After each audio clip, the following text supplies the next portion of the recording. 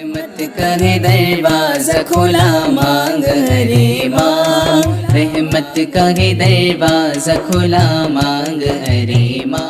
آہستہ چلتے ہیں اور جب جاہل ان سے گفتگو کرتا ہے تو ان سے وہ بحث نہیں کرتے ہیں بلکہ قالوا سلاما، وہ سلام کہہ کر کے چلے جاتے ہیں۔ تو اگر آپ جاہل ہوئے تو ہم آپ سے بحث نہیں کر سکتے ہیں، اس لیے کہ قرآن نے ہمیں تعلیم دی ہے تو ہم چاہتے ہیں پتہ چلتا ہے کہ آپ کا مبلغ علم کیا ہے۔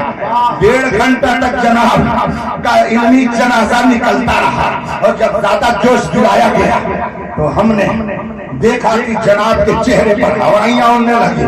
حضرت مناظر رشیدیہ میرے سامنے رکھی ہوئی تھی، اس کو میں نے مجمع کو دکھایا اور میں نے کہا اس کے مصنف اور رائٹر بریلی کے نہیں ہیں، یہ جون پور کے رہنے والے ہیں اور یہ اعلیٰ حضرت کے مرید اور خلیفہ نہیں ہیں۔ سن 1038 ہجری میں ان کا انتقال ہو گیا۔ یہ کتاب 400 سال پہلے کی ہے۔ اس میں لکھا ہوا ہے کہ دونوں مناظر اگر ہم پلہ ہوں تو مناظرہ کرنے میں سہولت، اور دونوں کو چاہیے کہ ہم پلہ رہیں۔ میں نے ترجمہ تو کر دیا مگر عبارت کے لیے میں نے ایک صاحب کو ایک کتاب دی اور میں نے کہا لے جائیے ان کے پاس، کہہ دیجئے کہ اس کو پڑھ دیں اور پڑھ کر کے اس کا ترجمہ کر دیں۔ لیکن جناب کو دن میں تارے نظر آنے لگے۔ وہ کیا سمجھے بیچارہ کہ علم کیا چیز ہے، وہ کیا سمجھے کہ مناظرہ کیا چیز ہے۔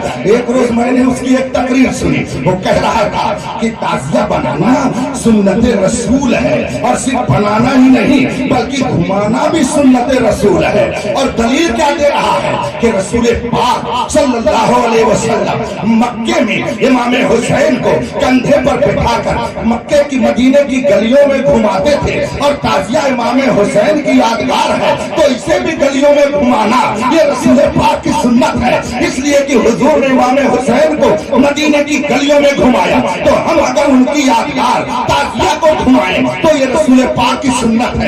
مارے گھٹنا پھوٹے سر جب اس نے یہ تقریر کی، اس کے ماننے والوں کا نعرے حیدری، سمجھ میں بات آ گئی۔ وائی سے بے نیاز بھی جاہل مطلق ہے اور ان کے ماننے والوں کا بھی وہی حال ہے۔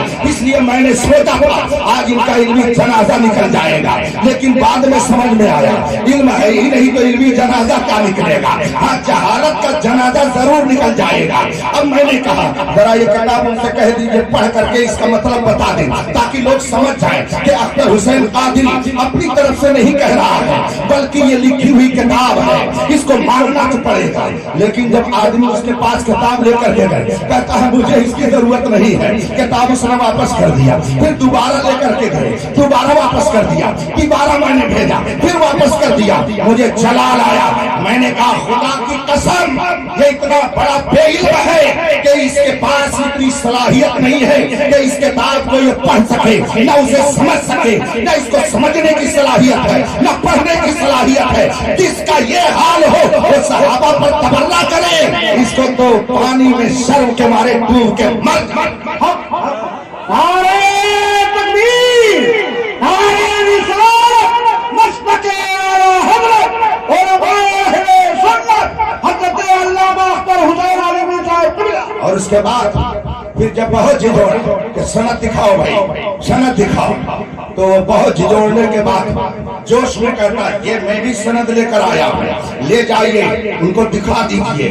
میرے بغل میں مولانا شہزاد عالم صاحب استاد جامعۃ الرضا بریلی شریف بیٹھے ہوئے تھے۔ میں نے ان سے کہا ذرا دیکھیے تو انہوں نے ہنس کے کہا حضرت یہ تو عجیب سند پیش کر رہا ہے اپنے عالم ہونے کی۔ میں نے کہا وہ کیا؟ کہا ایک حفظ کی سند ہے اور ایک اردو ڈپلوما کی سند ہے، اس کے علاوہ اس کے پاس کوئی سند ہی نہیں ہے۔ میں نے کہا اللہ اکبر، ارے جناب اسی لیے تو آپ اتنی دیر سے سند نہیں دکھا رہے تھے، اس لیے کہ آپ کے پاس عالم کی سند ہے ہی نہیں، کیونکہ آپ نے پڑھا ہی نہیں ہے، آپ بے علم ہیں۔ بے علم سے مناظرہ کرنے کے لیے اختر حسین نہیں ہے، لاؤ کسی علم والے کو تو پتہ چلے۔ مجبوراً اس کے صدر مناظرہ نے کہا ہم اعلان کرتے ہیں ہم نے جن کو مناظر بنا کے بھیجا تھا ان کے پاس کوئی سند نہیں ہے، وہ عالم نہیں ہے، اس لیے ہم ان کو ہٹا کر کے دوسرے کو لاتے ہیں۔ اللہ اکبر، اتنی ذلت و رسوائی اسے مجمع میں کل اٹھانی پڑی۔ میں نے دل میں سوچا جو صحابہ کی عظمت پر کھیلنے کی ناپاک کوشش کرتا ہے خدا اسے ایسے ہی اچھی جگہوں پہ بلا کر کے سخت نعرہ